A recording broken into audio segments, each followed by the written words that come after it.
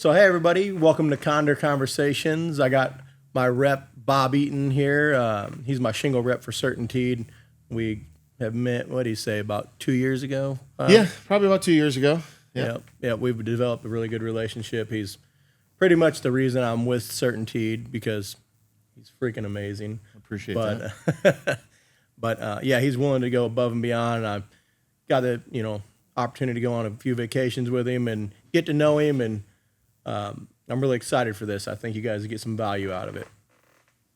So I want to jump in. Thank you, Sure. Bob. Appreciate you for coming. Absolutely. This is your first podcast. First one. Ours too. So this is the first podcast of Conder Conversations, and I think we're kicking it off right.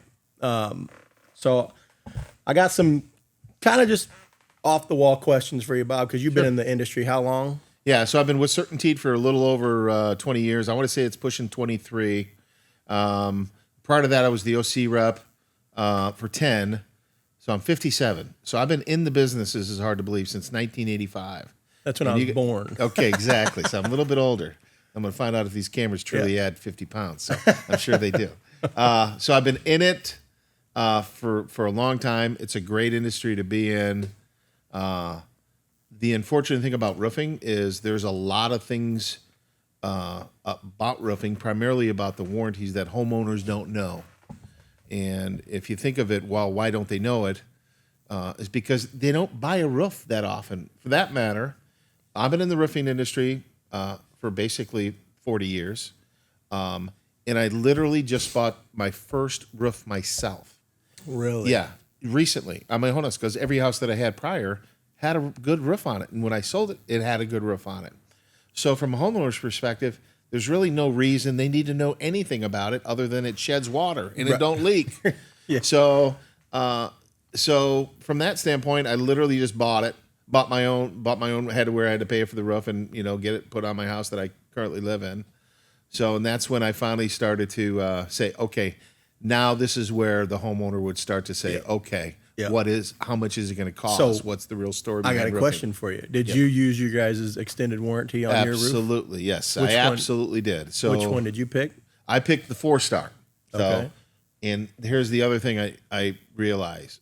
Industry as a whole, I do a ton of training, and a lot of my training involves really about warranty. So when I sit down with a contractor, the very first thing I talk about with the sales staff is warranty, because I want to turn this into a sales opportunity for them. I want them to educate the homeowner. I want them to, when they go into that homeowner's house, I want them to sound and feel like they're the smartest people in the room about what they're talking about, and provide enough peace of mind to the homeowner. And you'll find out long term that this will sell jobs. And the other reason I promote it too is I'm also the warranty guy. So when there's something that goes sideways with our product line, after you're in the industry for this amount of time, everybody has your phone number. Right. So you're going to get that phone call. So when I get that phone call and it's got the 4-star warranty, I am totally happy. The reason I'm happy is because I know CertainTeed's holding the responsibility for that roof for 50 years. Right. So I don't want to show up at the homeowner's house on a 17-year-old roof and say, we're going to give you $800 and the roof is 17 grand. Because it's, most of these homeowners don't have that kind of money sitting around. Yep. Versus if it's got the 4-star warranty and it's got a manufacturer defect, and now we're footing the whole bill, which we do on the 4-star. Yeah, you've done it for us. Yeah, absolutely. Yeah, we've had a couple with you guys. And not that CertainTeed's a bad product. I think there's manufacturer defects and everything, and it's awesome when somebody stands behind it. Yeah. Doesn't matter what you buy. It's got a life cycle behind it. And at some point, it's going to fail. And in the roofing industry, there's a lot of good roofing manufacturers out there. But you need to get yourself educated with the one that you feel has the best warranty. And I believe we do, for multiple reasons. In our company, we stand behind it. When something goes sideways, that's another good thing. I have a lot of people behind the scenes that you don't even know. They're responsive. They get back to me. Usually, if you call me a second time to check on something, it's probably because I dropped the ball. It's not because they dropped the ball. Right. So, no, you've been amazing. I mean, like I said, I got a lot of reps for a lot of different products, and I'd say you're the number one, man. you've helped us through some stuff. Greatly And for appreciate just install stuff, we just did that mansard. Yeah. We went from the 4-star warranty to the 5-star warranty, not Absolutely. because we didn't know what we were doing on the install, but just for that extra protection. Yes, sir. Yeah. And I think we're going to do a video later just explaining the 4-star and the 5-star. Yeah. And I was on a mansard yesterday. And this is the third time I've been on this mansard. It's a bold barn. And prior to me going out there, I spoke to the homeowner. It's in Mendota, Illinois, and I told the homeowner, I said, "Hey, I've been on your barn before." I said, "It's not nailed right." He's like, "No, I never heard that." I said, "Well, it's not nailed right." And last time I was there, to be honest with you, it's been 5 years. I said, I actually thought me and the contractor had an agreement to replace that one section facing west, because unless you replace it, that mansard's going to fall off forever. Well, he never replaced it. I said, "Okay, well, I'm not going to push you off. I'll come to the job, and we'll review it again." And I did. So I was up on the roof with the roofer and the homeowner, which is a farmer, which is well in his 80s. He was still up on the roof with us. And I told him, I said, "Hey, the nails have to be in that lower line on that mansard." Yep. Now, that's why I pitched that 5-star to you. This roof is complicated, very difficult to install properly, where you don't have this issue long term. That's why I said when you run into these complicated roofs, that's when the 5-star comes into play. Gives this homeowner more peace of mind on the workmanship side. For example, if that barn had the 5-star, we would be footing the bill because he did not nail it correctly. Right. That's why on the job you guys did, God forbid you didn't nail it properly, but I think you did because we were over the top on where to put those nails with the installer, right? Okay, yes. So more than likely we won't get the call back on that job. But the fact that homeowner has the peace of mind, 25-year workmanship, if something goes sideways. It's peace of mind all the way around. Yes. And the people that own those type of buildings, if they've been there for any period of time, they already know it's a complicated install. They probably already had shingles falling off from the previous. Yeah. Yes. So them knowing that they have that type of structured warranty, it's a big deal. And for the salesperson that went in and pitched it to the homeowner, it probably got him the job. Right. My opinion. No, But, 100%. I mean, we did it not because the homeowner wanted it. We did it for our peace of mind and the homeowner's peace of mind. Yes. Not that we did anything wrong, but God forbid. Even if you did it right, I think the mansard is a difficult install. Oh, yeah. So that's nice.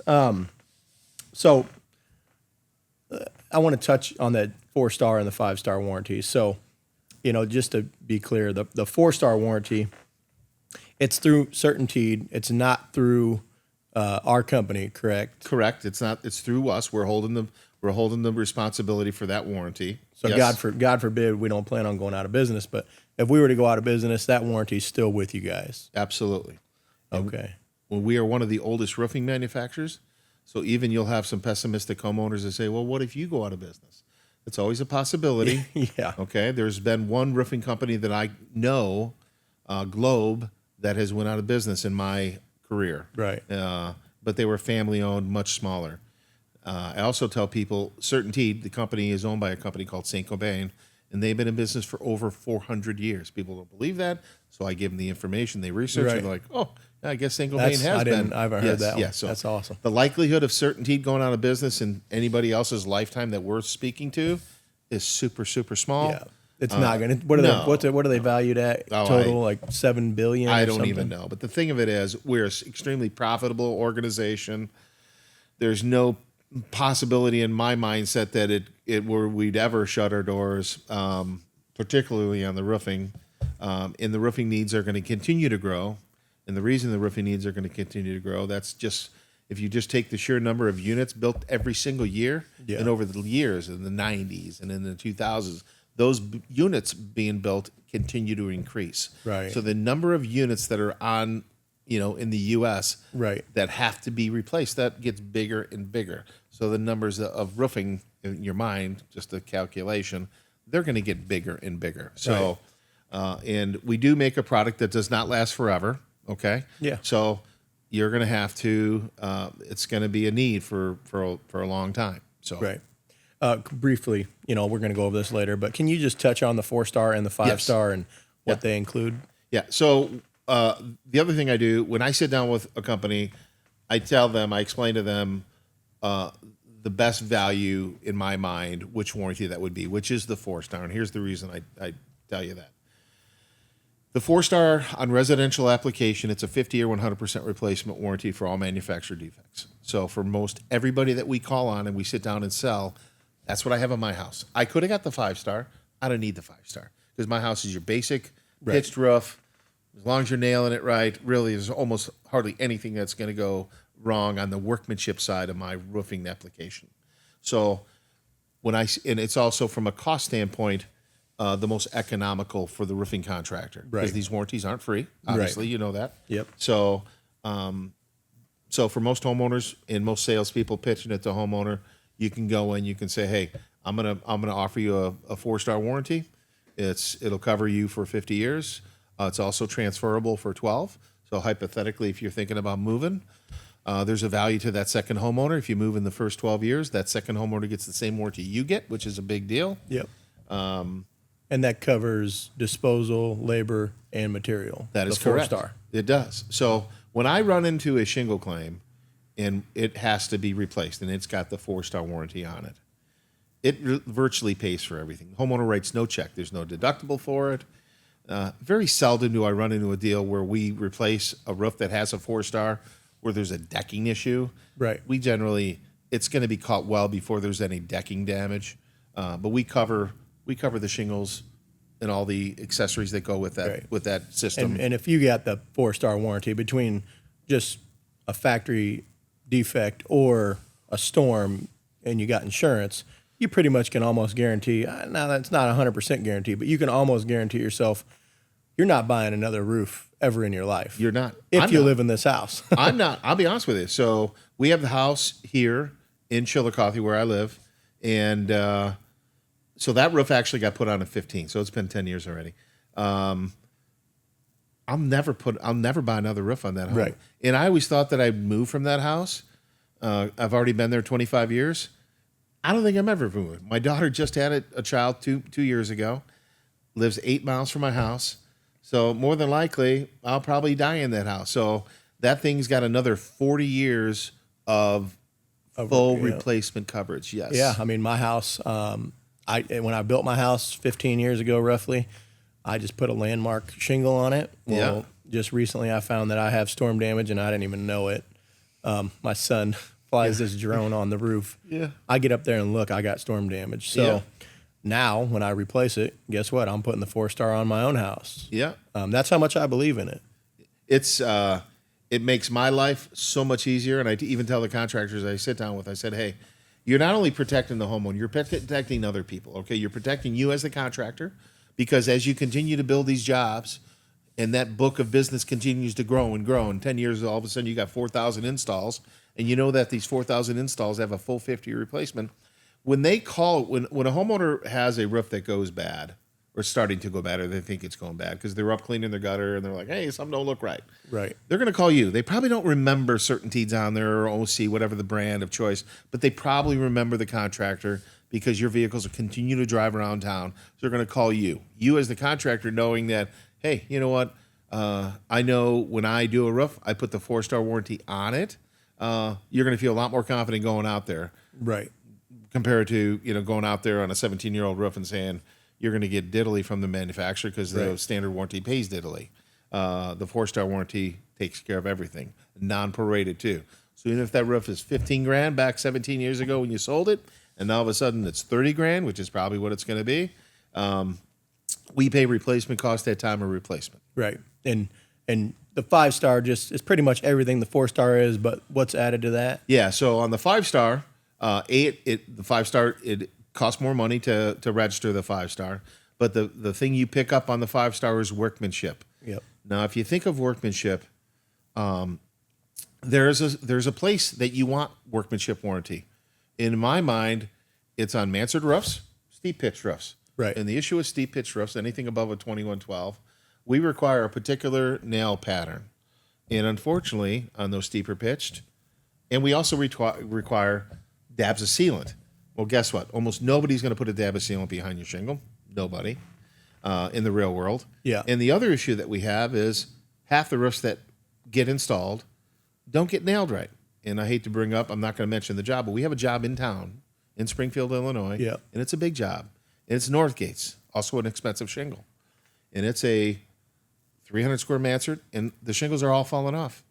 And there's no fixing it. How old is It's that 2 roof? years old. Oh, wow. Okay, it's 2 years old. So now, so workmanship warranty would have covered those type of situations.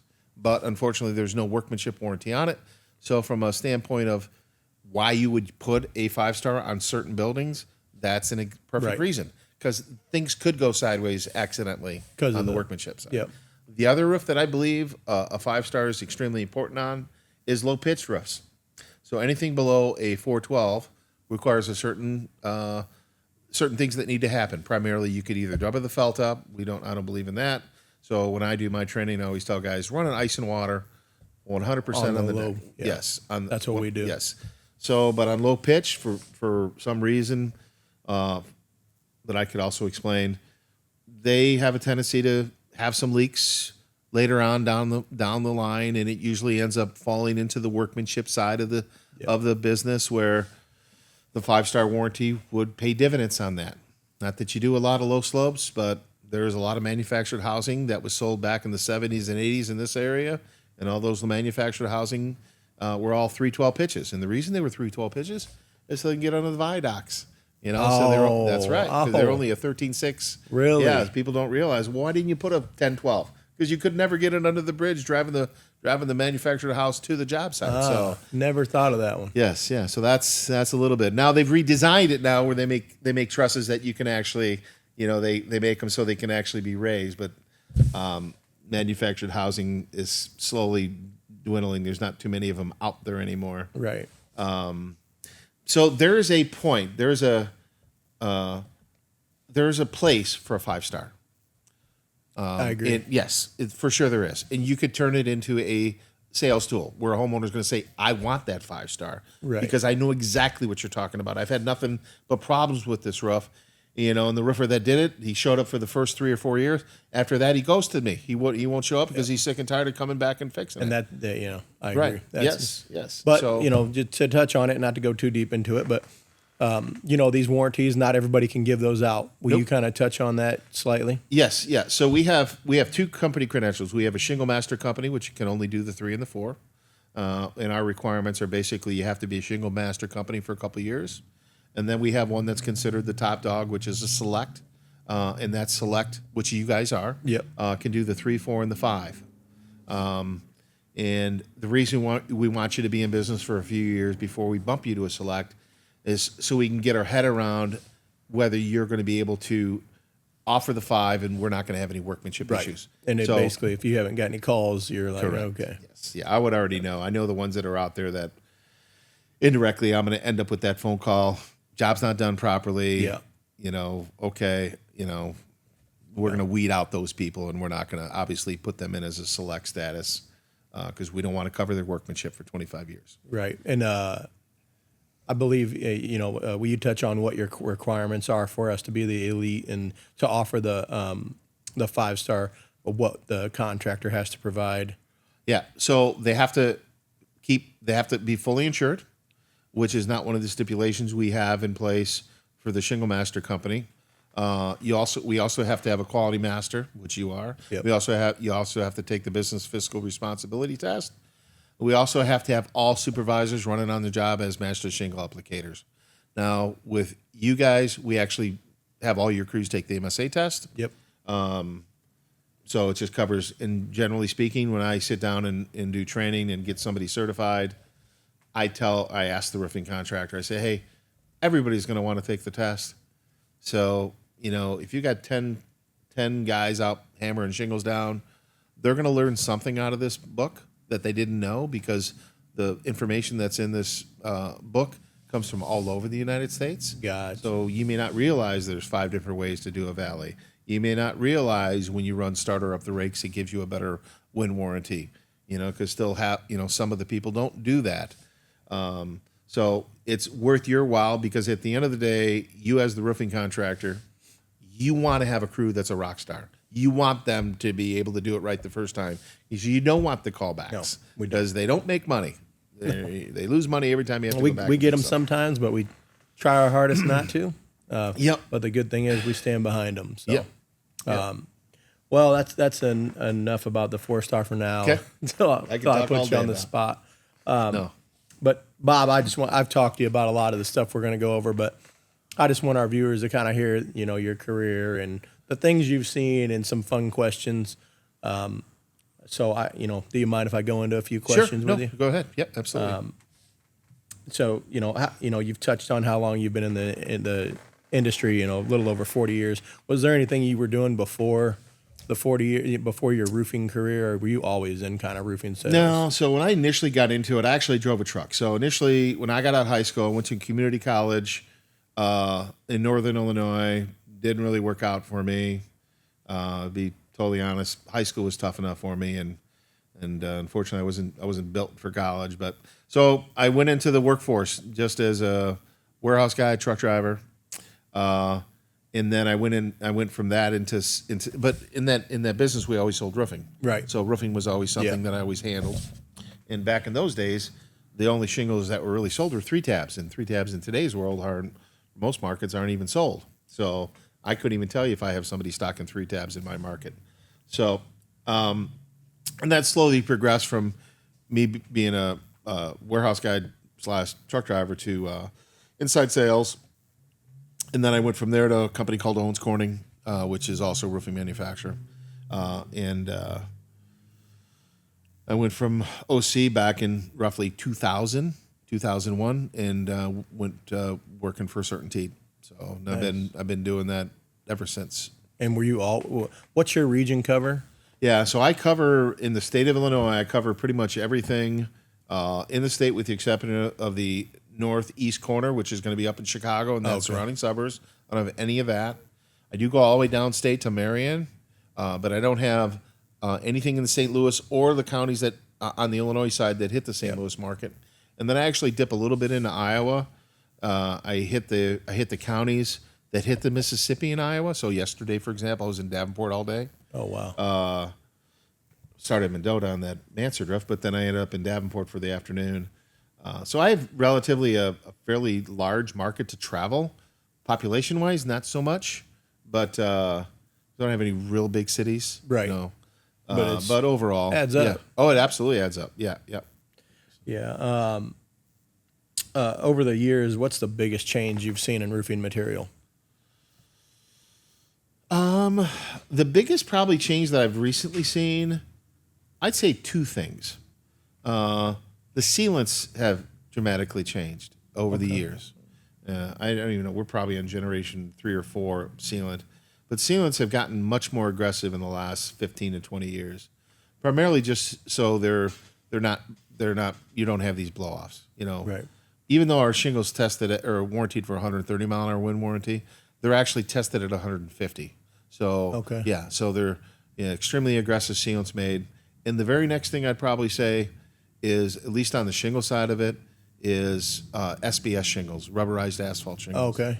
The impact rated products that are out there. Gotcha. And SBS technology has been around for a long, long time. SBS is stuff that you commonly see in rolled good product, your low slope materials.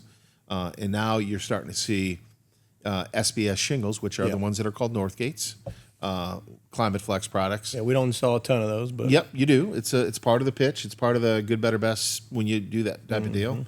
And the more people that I convince to incorporate those type of sales presentations into their offering to the homeowner, they're going to sell them more, because we still going to have a number of homeowners that have done their due diligence, got online and said, okay, I'm looking at a new roof. What direction should I go?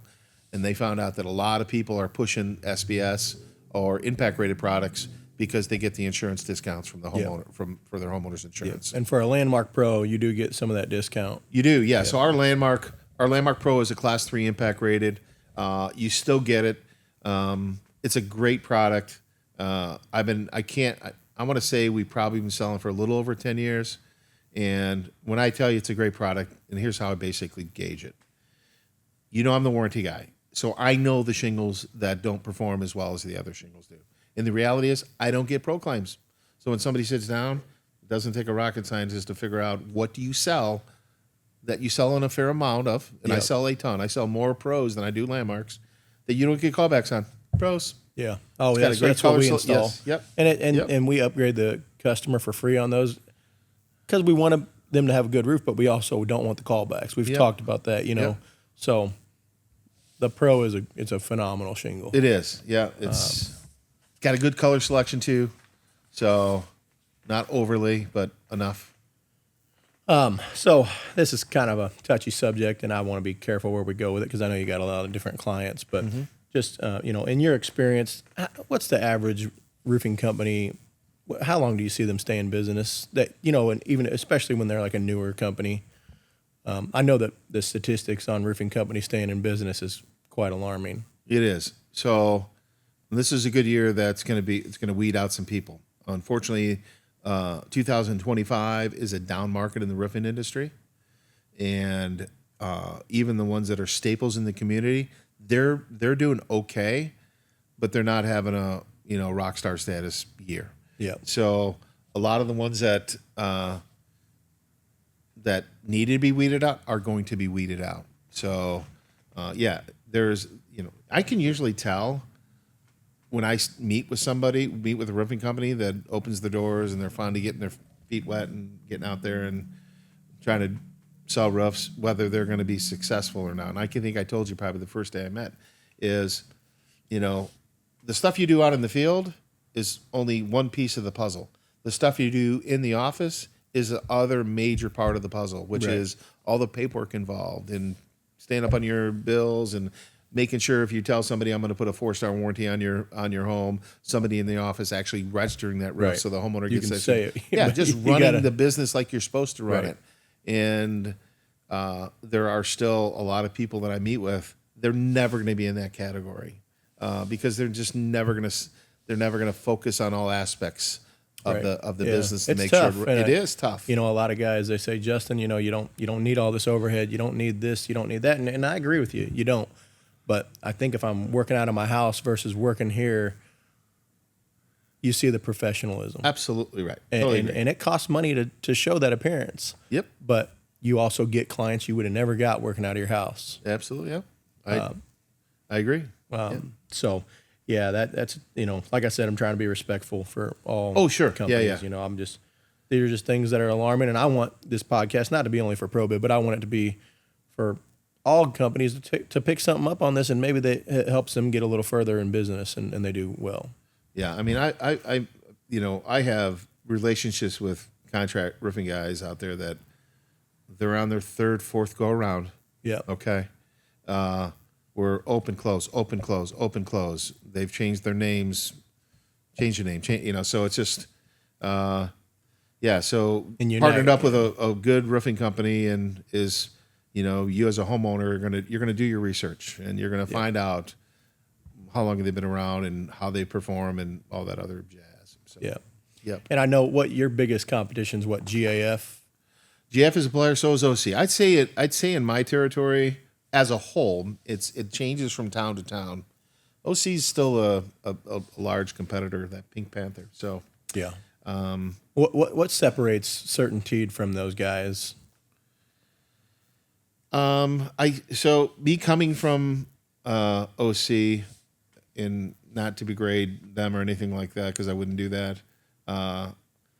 They're just a little bit, as an employee, they were a little bit more difficult to work with for me to achieve my job. CertainTeed really has streamlined. I have one guy to go to, one person, which is my regional. He does 98% of everything I need to achieve and get done. He's my point person. Yeah. So there's not a lot of middle management going on. There's not a lot of 17 layers of whatever. And I can tell that. Yeah, I mean, yeah. So and that is amazing. It is. So it allows me to function out here and not spin my wheels in the office 3 or 4 keep your days a word, week. Yes, keep too. my word. Absolutely correct. So this is for other guys too. For contractors who don't understand the value of a rep, what would you say your role really brings to the table? I think it's important. I give this example. There was a rep when I first started I don't even know if it was OC or CertainTeed I was working, but it's been a long time ago. And there's a product line. I'm not even sure I mentioned the name, so I won't. But they had a rep, and that somebody have to go way back to find out who this is. But his name is Doug Arndt. Now, Doug Arndt, the company he worked for, made a shingle that constantly failed. I mean, it was a thorn in everybody's side. But the one thing I'll tell you, for me to convince that contractor that was buying that product to switch, it was virtually impossible. And the only reason is because Doug Arndt, when something needed to be done, which he was always doing something, he did it. And the only way I was able to get, and they were prevalent in every town I walked in. They ran Peoria, they ran Bloomington, they ran Springfield. They were the main line sold. When he left, they left. That says something. That says something to me. Yeah. So, and his product was not anything special. We get pitched by companies that are great all the time, Yes. but you know why I stay with CertainTeed? It's the warranty and it's you. Yep. Because you stand behind your freaking word. Yeah, I believe that. I truly believe that is how things operate. No matter what product line you're probably out there selling, if you got a good support system behind you, I'm not jumping ship. Yeah. Yeah. No, it's amazing. So I want to jump over. I don't want to spend a ton of time here, but I want to jump over to the fun. The fun part of the business where we get to go on vacations, and I'm going to take you up on the snowmobiling this year. Okay. Yeah. So I'm excited for that. You got to take me. It's beautiful. It's beautiful. I can't wait I'm selling shingles and I'm praying for snow. What's wrong with that? Yeah. Come on. When's that snow coming? So, a lot of people listening might not know, but one of your things is you got a house up north. Yeah. You take certain clients snowmobiling sometimes. You love it up there. When did that tradition start? Oh, probably. So my family has a cabin up in, I call it a cabin. It's a house. My grandparents bought it back in, I want to say 1963-ish. Somewhere in that area, because I have the deed when they bought it. And my grandmother, she passed away in 1999. My grandfather passed away 4 years prior to that. But the reason it's so special to me is when I grew up, I'm from a family of 6, and my dad worked for Commonwealth Edison up in the northern suburbs. We went on one vacation. We didn't go anywhere else. Up until I was probably 18 or 19, I think I only visited 2 states in my life. And that was Illinois, where I lived, and Wisconsin. Really? Yes. So, and I was fortunate that the cabins that my grandparents bought as a retirement, because my grandfather was a union plasterer, it was on a lake, on a beautiful chain of lakes. And so I got the pleasure of learning how to water ski and all the other stuff you do when you're on a lake like that. So when my grandmother passed, she was wise enough to write in her will, it can't be sold for 5 years, to let all the kids calm down, my uncles and stuff, to figure out what direction they're going to go with this piece of property. So in 2004, a couple of uncles were like, we're selling. So I contacted anybody in my family that I thought could maybe afford to jump in on it, and a couple of my sisters and a brother said, we're in. So we bought it in 2004, so we've owned it for quite a long time. And not to give you more information than you're asking, but it had some old, just run-down cabins that were seasonal cabins. Right. It came a long way. Oh, yeah. So we tore those down in 2011, built a nice big old house up there. So now pictures. Yeah, nice. Yeah. So now we have a big, tight family. So all of us do all this stuff. All of us snowmobile. We ice fish. For example, when we get up there, we'll probably go out and plug some holes in a lake and do a little ice fishing and start a fire on the lake and That's awesome. And just hang out and beautiful day. Yeah, I've done a lot of things in my life. I've never done any of that, and I've never been snowmobiling. Oh yeah, so I'm really excited. Yes, yeah. So I feel I don't know if it's lucky, fortunate, or whatever it is, but it's that property will never go out of the family. It'll be handed down to our kids, and that's amazing. Yeah. And so, when did you end up starting to take guys like myself and other? It's probably been at least 20. Oh, maybe longer than that. Because I'm trying to think. The first sled I bought, I think, was in 1996. Okay. So it's been almost 2006, 30 years. That's That you've been taking guys up there? yes. Well, Really? in some fashion. Yeah. When it was early on, we were riding junk that we'd run maybe 50 miles a day and not to get too far from home. But now we've obviously upgraded where I probably feel more comfortable. So, and believe it or not, I don't take a bunch of guys. It's usually I get 2 weekends, 2 good weekends where I can get some customers like you that would like that type of activity. And I don't mean it like that. I know you're not running a freaking charter up there. No. But so that's awesome. So to jump over to the, tropical or the cabin side of it, what's your greatest memory going on vacations or going on company trips? Like what's the craziest thing or best thing you ever remember? So Not to put you we on have the spot. vendors. No, so we have vendors, as you know, because you've been on a couple of the trips. Yep. That you earn trips based on what you purchase from some of these people, and we've been to Mexico together. Is it Mexico No, or Punta Cana. Punta Cana? Yeah. See, Mexico's They all this run. year. They all run together for me. Yeah, Mexico's so- this year. Okay. So By the way, are you going on that trip? I don't know yet. I'm kind of one of the last. I usually do go on that trip. Yeah. I usually get invited to 2, and I make one of the 2. So Gotcha. yeah. Well, so I hope you're on that Yeah. LS. So yeah. So do I. I probably will be. And on some of those trips, for example, I don't do it anymore, but I got certified to dive. So I've done that. Yeah. Yeah. And I've done a little bit of that too back in my 20s and my 30s, and I've quit doing that. But those were beautiful times because, one time in Cozumel diving 100 feet down, drift diving. Yeah, I've just never went that far. Yeah. Oh, yeah. You get down there and just kind of there's a strong current pushing around that island because I can remember my wife, she's lollygagging way back there, and our instructor said a group, not his group, they lost somebody within the last month.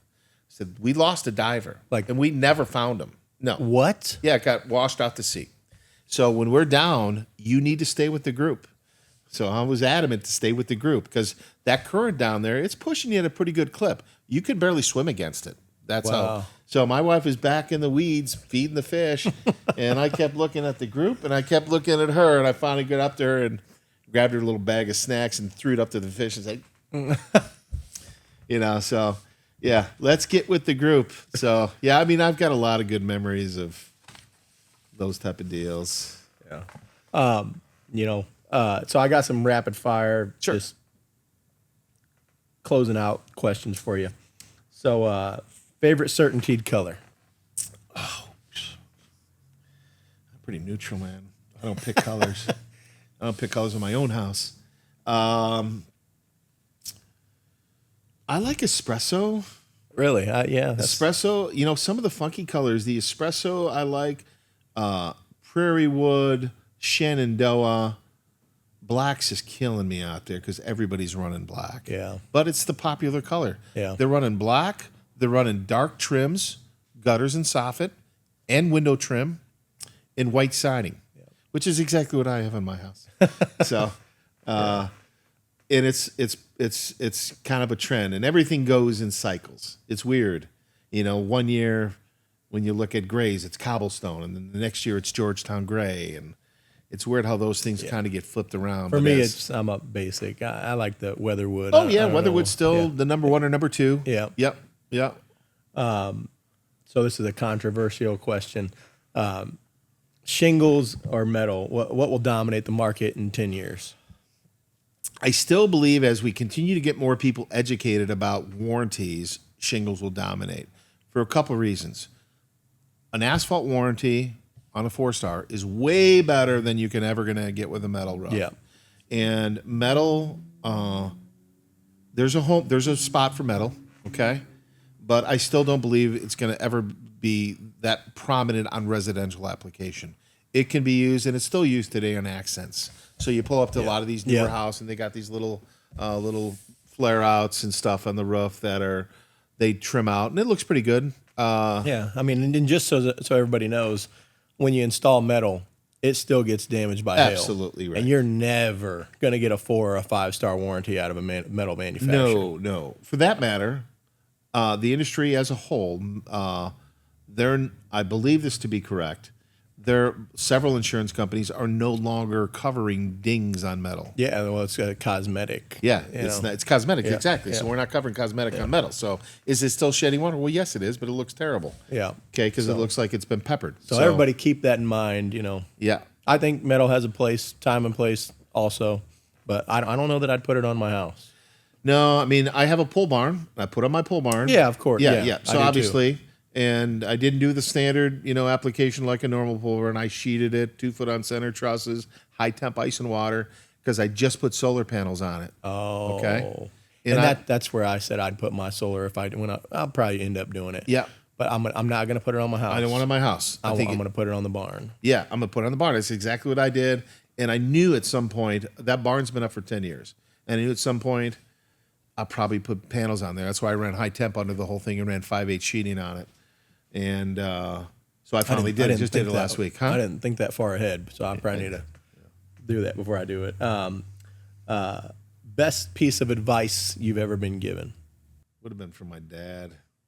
He's always giving me advice. Well, most of the stuff that I learned on my own by making mistakes. I think we all do that. Make mistakes, hard-headed, finally realize you need to quit doing that. It's never going to change. I can remember, and I was probably 10 years old, I can remember my dad saying, he used the words, you're just a sap, which means you let people, you're too nice to, you're just too, not that he's saying you got to be, not so nice. He's basically saying people will take advantage of you. You just got to remember, you got to know that. Yep. And I mean, heck, my dad's been gone for 20 years, but I can still remember him telling me like it was yesterday. So, but yeah, you got to be able to sense that. Yeah, you do. Yeah. And I'm sure you see, you see it all the time. Yeah. Especially in this industry. I live life. I'm going to treat people like I want to be treated. And I'll probably treat you better than I expect to be treated. And it's always worked out long term for me in all my relationships.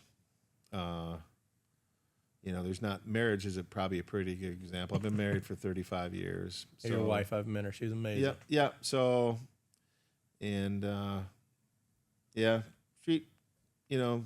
try to treat people better than I expect to be treated, probably. So, not sure that's exactly what you're asking. It's close enough. Close enough. Good. If you had to describe, this is the last question, by the way. Okay. If you had to describe the roofing industry in one word, what would it be? And I know these are kind of off the wall questions. It's way more demanding than it used to be. It's my wife will be in my car with me some days, and the phone will be ringing like I'm saving the world. And I can remember some of my regional managers saying, "We're not surgeons, we're not doctors, we're not saving anybody's life." And most of us that call us territory managers, we return our phone calls on vacations. We really don't even take vacations, obviously. But it's different. I'm on the same. Yeah, way. so it's just like you're on the phone. You would never think a roofing salesperson would be that much in demand. You are. But like today on the way up here, I was putting out a fire because somebody mismeasured a roof and was in dire need of initially 10 square, ended up being 17 square Grand Manor, which is virtually impossible to find unless you drive down to Oxford, North Carolina. Oh, God. Of course, the roof is open. He's shingling it today.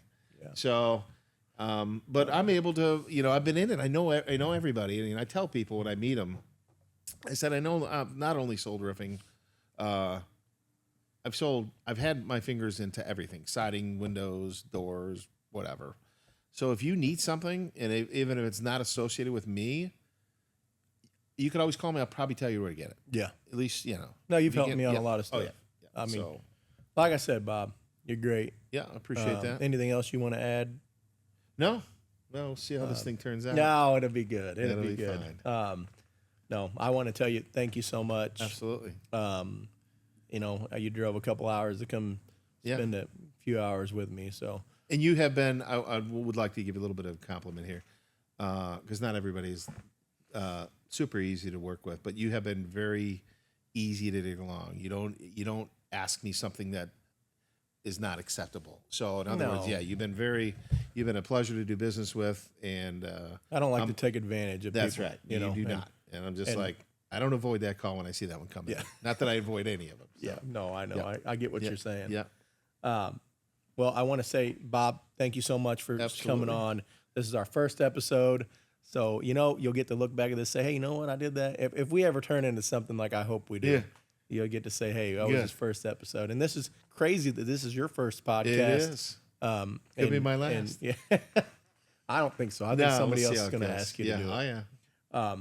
Well, thanks, everybody, for tuning in Thank to you. Conder Conversations. And share this if you get any value from it, and comment and let us know what you think. And if you ever need a shingle rep, Bob Eaton is your guy. I promise you'll never, ever feel like you went the wrong way choosing him. So, everybody, thank you so much. Take care. We appreciate you. Thank you.